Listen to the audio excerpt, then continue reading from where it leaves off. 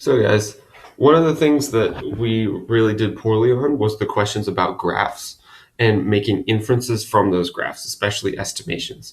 So this is looking at a graph and seeing what would happen next, or thinking of information that we know because of the information that's on the graph.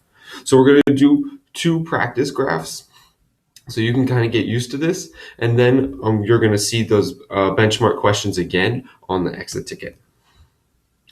So the first one, oh, I just have one right here. The first one is this graph right here, and this is one that's on your paper. If you couldn't see the two different colors on your paper, you can use these colors here to show you which one's which. So we've got the light blue is the urban population, and then the red is the rural population. So we can see that as the urban population is increasing, the rural population is decreasing. And it's not decreasing very quickly, but in proportion to how fast the urban population is increasing, rural is definitely going down. So based on this, we can make some estimations about what those populations are going to be in the future. And also we can make some inferences about what that means about where people are moving in the United States.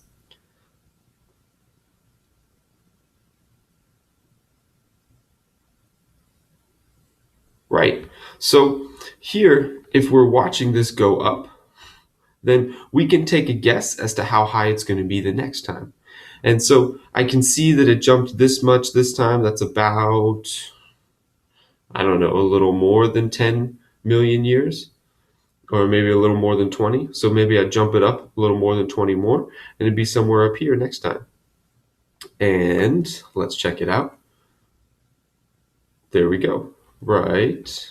We went from 1960 to 1970.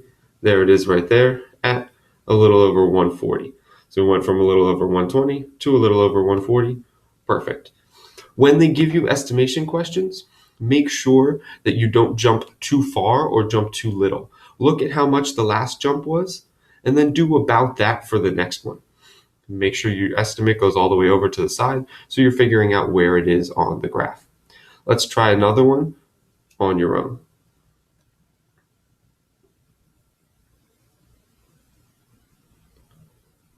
Right. There you go. So there was 2005. We're at about 65,000. And let's go down to 2006. It jumps down to about 60,000. There you go. There's the line I drew across. You could tell where it's at.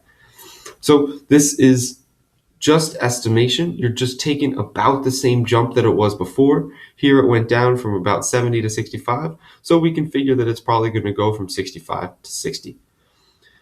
The word pedestrian here, that means people walking on a street. And so this is going to tell us something about what we can know about society based on this graph. Right? We've got people walking on a street. The number of people walking on a street is doing what? What does that tell us about society?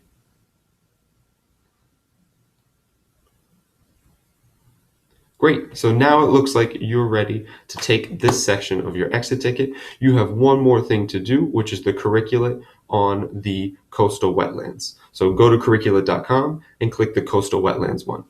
Good luck.